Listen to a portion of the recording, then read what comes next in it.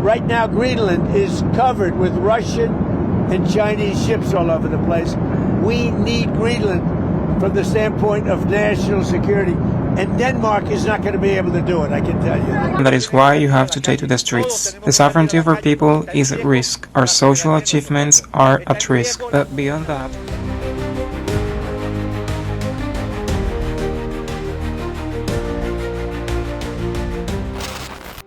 dalam hitungan hari, dunia berubah dari panas menjadi mendidih. Seorang presiden aktif diciduk, puluhan juta barel minyak dirampas, kapal selam Rusia turun ke laut, dan sekutu Amerika mulai ragu. Semua berawal dari Donald Trump. Apa yang awalnya disebut penegakan hukum, kini berubah menjadi krisis internasional. Venezuela pecah, Rusia turun tangan, Iran disentil. Greenland, pulau terbesar di dunia, jadi target berikutnya. Kini Amerika Serikat bukan kembali disorot, tapi dilawan. Dari jalanan hingga parlemen dunia. Bukan lagi sekedar diplomasi keras, ini adalah serangan balik dunia terhadap Trump dan Amerika Serikat. Lantas sejauh mana konflik ini akan meluas? Apa yang akan dilakukan kapal Rusia? Dan mengapa Greenland ikut jadi target Trump selanjutnya? Serta apa hubungannya dengan Iran yang kembali memanas? Mari kita bahas lengkapnya di video ini.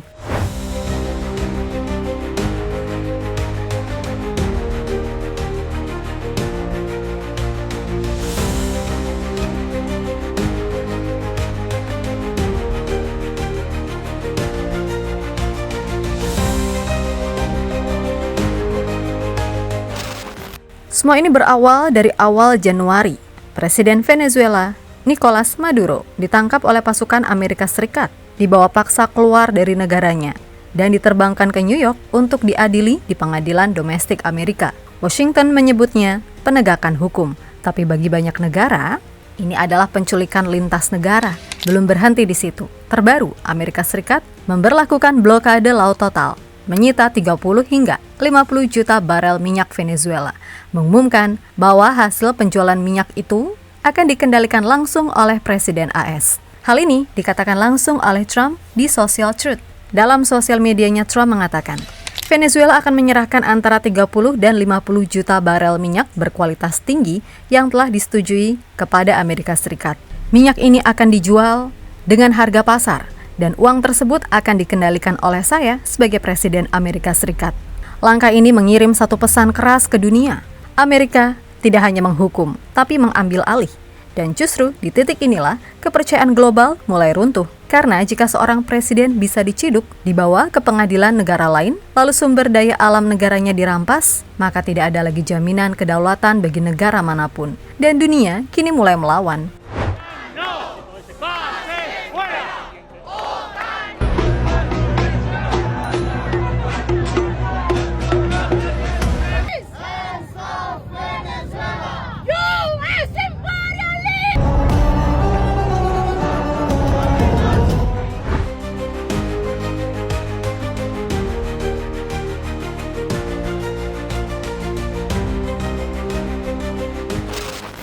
Kini Rusia tampaknya sudah sangat kesal dengan AS.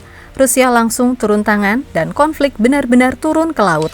Menurut laporan eksklusif Wall Street Journal, Rusia mengambil langkah yang jarang, bahkan nyaris tidak pernah dilakukan secara terbuka.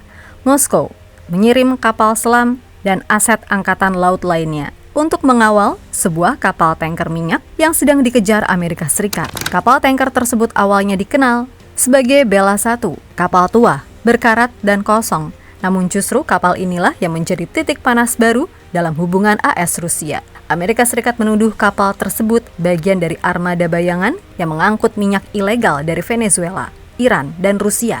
Dan selama lebih dari 2 minggu, Coast Guard Amerika terus mengejar kapal ini, bahkan hingga keluar dari perairan Karibia menuju Samudra Atlantik. Dalam pengejaran tersebut, kapal langsung berkamuflase, mengganti nama menjadi Marinera, mengecat bendera Rusia di lambang kapal, mengubah registrasi kapal menjadi milik Rusia. Langkah ini bukan sekedar kamuflase. Begitu sebuah kapal resmi terdaftar di bawah bendera negara, ia otomatis mendapatkan perlindungan hukum internasional. Dan di titik inilah Rusia masuk. Moskow secara resmi meminta Washington menghentikan pengejaran, menyatakan keprihatinan serius, dan mengirim kapal selam untuk mengawal kapal tersebut. Artinya jelas, jika Amerika naik paksa, Itu bukan lagi penegakan hukum, tapi konfrontasi langsung dengan Rusia. Para pakar maritim memperingatkan langkah AS untuk memaksa naik ke kapal ini bisa memicu retaliasi militer, bukan hanya dari Rusia, tetapi juga dari negara-negara yang berada di poros yang sama, termasuk Iran.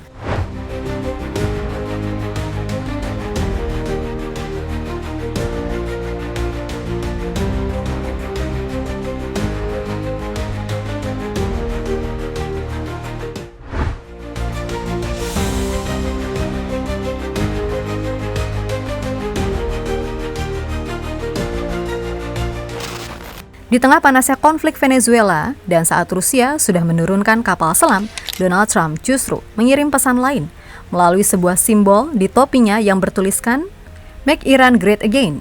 Topi itu dipamerkan Trump di dalam Air Force One, difoto bersama Senator Lindsey Graham yang disebarluaskan ke publik dunia.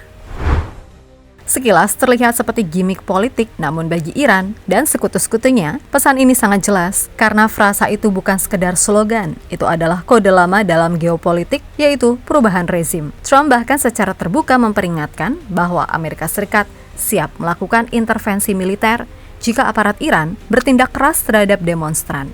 Dengan kata lain, Venezuela sudah disentuh. Sekarang Iran disebut namanya langsung. Masalahnya, kita tahu Iran bukan negara biasa. Iran adalah sekutu strategis Rusia, sekutu Venezuela, bagian dari poros anti-dominasi Amerika. Dan ketika Trump menyentil Iran di saat Rusia sedang berhadapan-hadapan langsung dengan AS di laut, Barat sendiri mulai terbelah dan dunia turun ke jalan. Maka pesan itu terdengar bukan sebagai ancaman kosong, melainkan eskalasi sadar. Kini kita tahu Trump tidak sedang menyelesaikan satu krisis, ia sedang membuka bab berikutnya. Karena jika Iran ikut terseret, akan ada potensi benturan poros kekuatan global, mungkin akan lebih besar dari sebelumnya.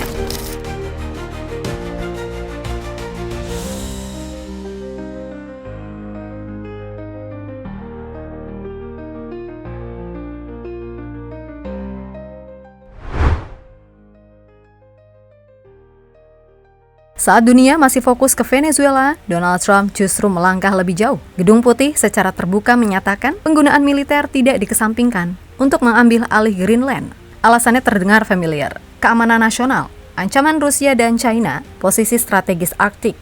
Namun di balik itu, Greenland adalah titik strategis global, memiliki jalur misil nuklir terpendek Rusia-AS. Jika AS bisa menguasai Greenland, maka eskalasi besar AS menyerang Rusia akan semakin mudah dan tanpa mengorbankan negara pusat di New York. Selain itu, Greenland juga memiliki mineral tanah jarang dan jalur Arktik yang bisa dimanfaatkan dan dijual AS. Tapi bagi Eropa, ini adalah alarm besar. Greenland adalah wilayah otonom Denmark. Denmark adalah anggota NATO.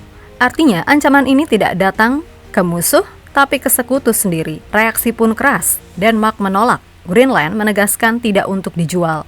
Negara-negara Eropa bersatu menyuarakan kedaulatan.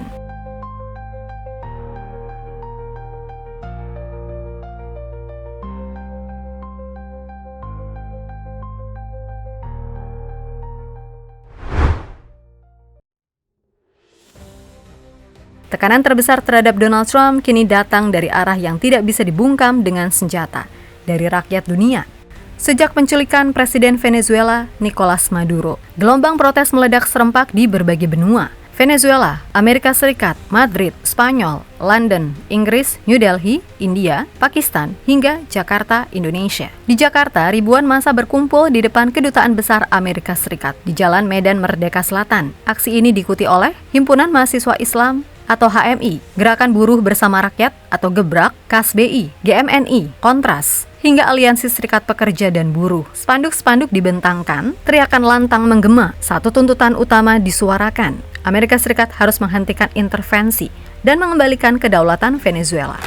Para demonstran menyebut tindakan Trump sebagai agresi militer, penculikan kepala negara, kelanjutan dari embargo, dan blokade imperialisme. Amerika Serikat bertahun-tahun telah melakukan embargo ekonomi, blokade terhadap Venezuela.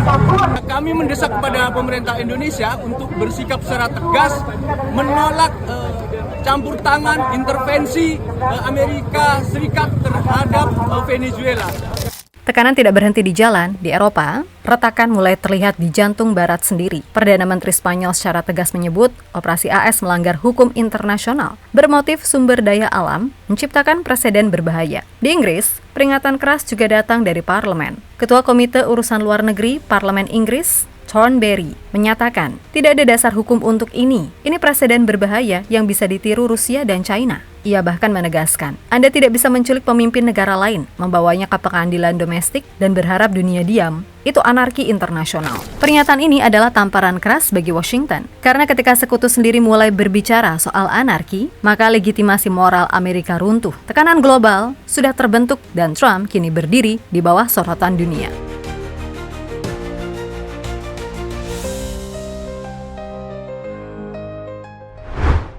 Venezuela sudah jadi titik api, Rusia sudah menggerakkan kapal selam, Iran sudah disentil, NATO mulai retak, dan rakyat dunia turun ke jalan. Dari Jakarta hingga London, dari Laut Atlantik hingga Arktik, satu pesan yang sama terdengar jelas. Dunia tidak lagi diam. Sekarang, seberapa jauh konflik ini akan dibiarkan meluas? Karena ketika hukum internasional mulai goyah dan senjata sudah bicara, yang dipertaruhkan bukan satu negara, melainkan dunia itu sendiri. Akankah ini akan meluas?